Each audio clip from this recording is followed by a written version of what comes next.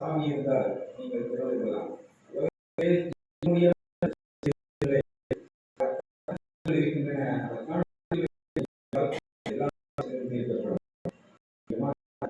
கொண்டு வந்து இந்த மண்டபத்தில் கொண்டாந்து ஒப்படைச்சு போயிட்டேன்.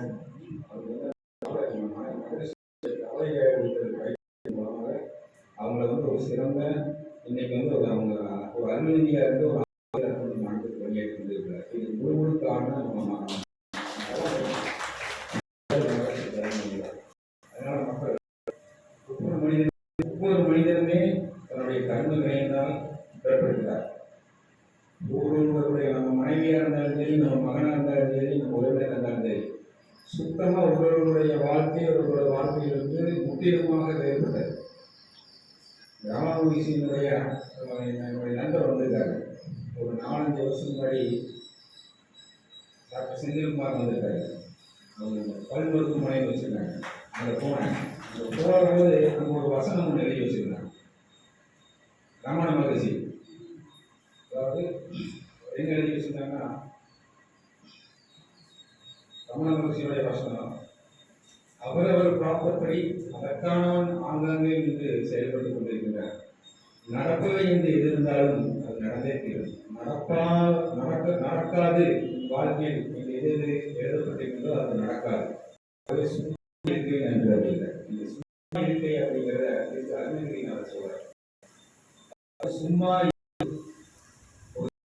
அருணகிரிநாதர் வந்து எல்லா விதமான துன்பங்களையும் அனுபவிச்சு ஒரு கோபுரத்திலிருந்து கீழே விழுக்கிற போது முருகப்பெருமான அவர் கையை பிடிச்சிக்கிறாரு. அவர் என்ன சொல்றாரு அப்படின்னா, அவர் ஒன்று சொல்றாரு, அவர் சும்மா இரு அப்படிங்கிற சரிங்களா.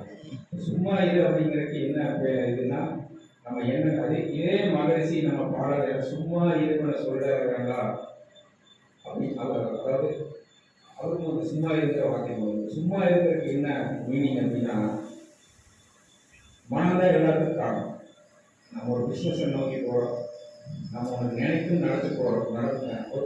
ஒரு ஆனந்தமாக ஒரு விஷயம் நடக்குது அப்படிங்கிற போகிறபோது அந்த விஷயம் நடந்தது அப்படின்னா சந்தோஷப்படுறோம், நடக்கவில்லை அப்படின்னா வந்து உடனே கவலைப்படுறோம்.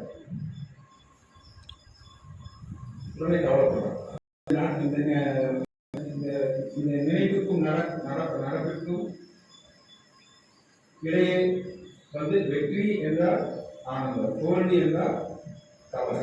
அப்போ இங்கே யார் முடிவெடுக்கிறது? மனதான். ஸோ நம்ம மனத்தை வளப்படுத்துறதுக்கு நம்ம மனவளக்கலை மண்டலத்தை அடங்கி எல்லோரும் அதாவது நம்ம பிறப்பதற்கு முன்னும் இந்த உலகம் இருக்கிறது, நாம் பிறந்ததற்கு பின்னும் இந்த உலகம் இருக்கிறது. நாம் வாழும் காலத்திலே இந்த சமுதாயத்திற்கு நாம் என்ன செய்வோம் என்று அறிந்து இந்த சமுதாயம் மக்களும் நலமடையும் வகையில் நற்காரியங்களை செய்து நம் மன்றத்தின் மூலம் அருமையான கருத்துக்கள் பாவ புண்ணிய போக்கும் வழிபாடு வாழ்க்கையில் என்னென்ன சிக்கல்கள் வருதோ அந்த சிக்கல்களெல்லாம் ஒரு பேப்பர் காலம் கூட விளக்கியிருக்கார். எனவே அனைவரும் பயனுள்ள வகையை பயன்படுத்தி மேம்படுகிறார்கள் என்று கூறி வாய்ப்புக்கு நன்றி. சமாதானமாக சென்று தன் மனைவியின் மகத்தான அன்பை உணர்ந்த மனைவியின் மாண்பை மனப்பூர்வமாக ஏற்றுக்கொண்ட ஐயா அவர்களுக்கு நன்றியை தெரிவித்துக் கொள்கிறோம். அடுத்ததாக